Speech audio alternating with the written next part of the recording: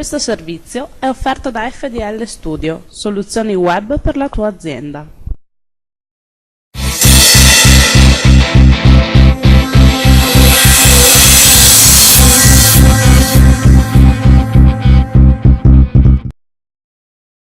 Oggi facciamo una domanda che è quasi ovvia.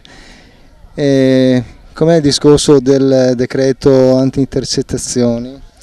Beh, insomma, credo che il Partito Democratico questa volta abbia dato prova di avere le idee chiare, ha detto fin dall'inizio che era un decreto inaccettabile. Io sono molto preoccupata perché poi, avendo la fortuna di essere in Europa, vedo un paese che è sempre più chiuso in se stesso e che sta veramente minando le libertà fondamentali, non solo della nostra Costituzione, ma anche rispetto a dei diritti fondamentali che sono stati conquistati con fatica da tanti uomini, non soltanto italiani naturalmente. Mi chiedo se questo paese è un paese davvero libero, insomma. A volte penso che se dovessimo entrare adesso in Europa, l'Europa probabilmente ci chiederebbe di fare qualche passo in avanti, perché chissà se rispettiamo davvero tutti i diritti fondamentali.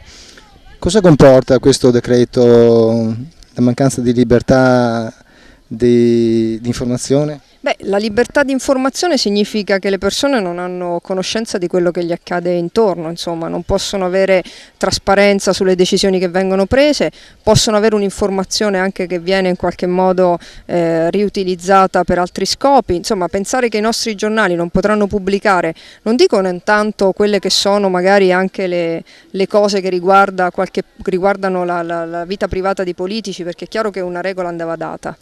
A me però continua ad interessare di sapere se una persona ruba, non mi interessa se ruba l'amante, ma se ruba sì. E il pensiero che ci siano degli strumenti come quelli informativi che non possono più essere utilizzabili, il fatto che ci siano dei giornalisti che possano rischiare di andare in carcere, il fatto che ci siano degli editori che magari non ci daranno le notizie perché rischieranno troppo di pagare queste notizie, francamente rende questo paese un paese molto meno libero e molto più insicuro. Un'altra domanda, a proposito della manovra, come la trova? Ma io sono tra quelli che pensano che si poteva far meglio, insomma, anche vedendo quello che stanno facendo gli altri stati europei. Ci sono degli stati in grave difficoltà, lo è la Germania, lo è la Francia, lo abbiamo saputo della Grecia, della Gran Bretagna, però sono state fatte delle scelte strutturali importanti e anche di grande equità.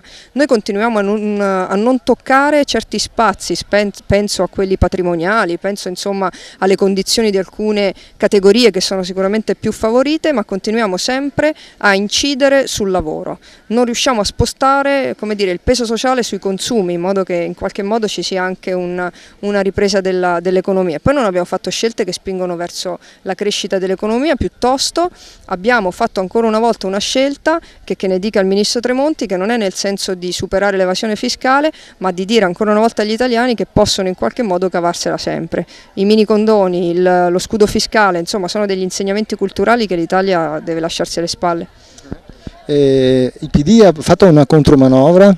Beh, il PD ha fatto delle proposte alternative fin da subito, insomma. Abbiamo detto ad esempio che c'era la possibilità, senza andare sicuramente ad aumentare le tasse degli italiani, evitare che fossero le regioni e i comuni a pagarlo, e quindi gli italiani stessi, perché quando le regioni e i comuni non avranno soldi dovranno rivolgersi ai loro cittadini, ma abbiamo detto chi ha di più pensi in questo momento contingente di fare uno sforzo in più. Insomma, avevamo chiesto anche di tassare i redditi superiori ai 130.000 euro, non è pensabile che ci dicano non possiamo farlo perché sono troppo pochi, insomma.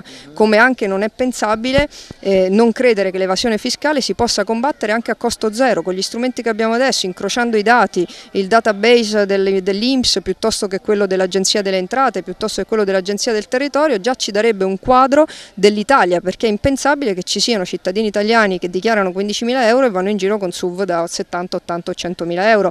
Lo sappiamo tutti e queste sono notizie che non sono nuove a nessuno. Se vogliamo combattere l'evasione fiscale dobbiamo iniziare davvero ad andare a ricercarla nel nostro piccolo, insomma. A me non piace parlare di tasse perché anch'io vorrei pagarne di meno, ne pago già tante, però mi chiedo se in questo momento così importante non fosse opportuno ad esempio ripensare alcune scelte demagogiche e populiste, per cui abbiamo evitato a tutti di far pagare l'ICI anche a quelli che se lo potevano permettere. Io sono una persona che può permettersi di pagare l'ICI, l'idea che sulla mia casa non me lo facciano pagare onestamente è una cosa che forse potevamo evitare, magari quella risorsa seppure piccola della tassa che io andavo a pagare poteva aiutare quelle persone che in questo momento hanno difficoltà e non riescono magari ad arrivare alla fine del mese. E vorrei anche che quei cittadini, alcuni dei quali magari magari adesso sono distratti perché finché la cosa non ti tocca nel tuo giardino magari non ci pensi. Ecco, vorrei che quei cittadini lì iniziassero a pensare che stanno rischiando in prima persona, che prima o poi qualcosa inizierà a incidere anche sulla loro vita. Mi chiedo se in uno Stato sociale che punta sulla solidarietà, sull'equità sociale eccetera, questo è segno di civiltà.